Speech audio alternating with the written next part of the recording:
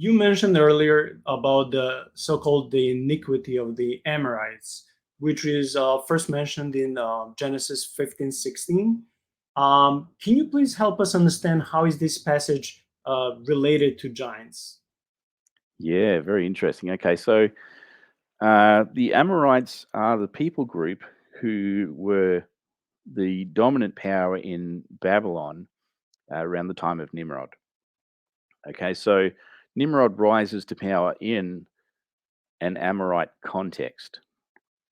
And what he does in Babel is to establish control over these people through uh, the the domination of the land. He's established these cities, and of course the tower.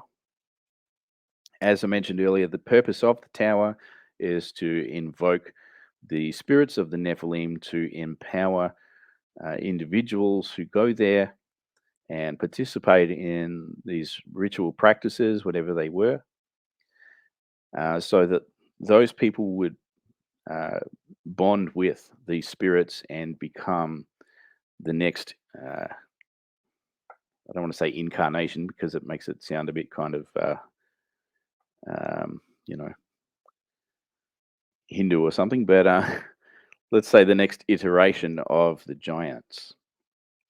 Okay, so again, it's a primarily Amorite context. Then you have the dispersion, and you see where these people groups go.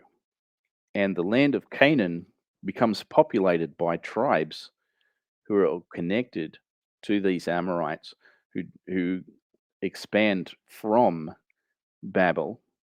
Some go directly north, some go west.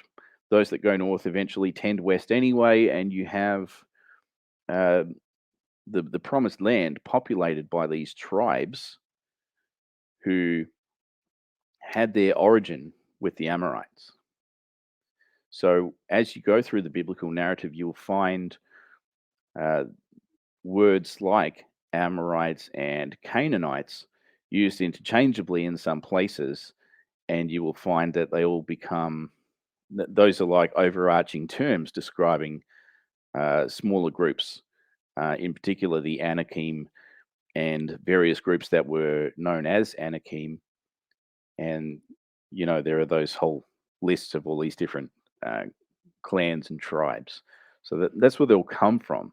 But as far as what that iniquity of the Amorites actually is, we had some trouble coming to terms with that. I think for a lot of interpreters, and I think the best way to view that is it's not about what the Amorites were doing, right? Because these are people who live outside of biblical law. Okay, God gives the law to His people at Sinai.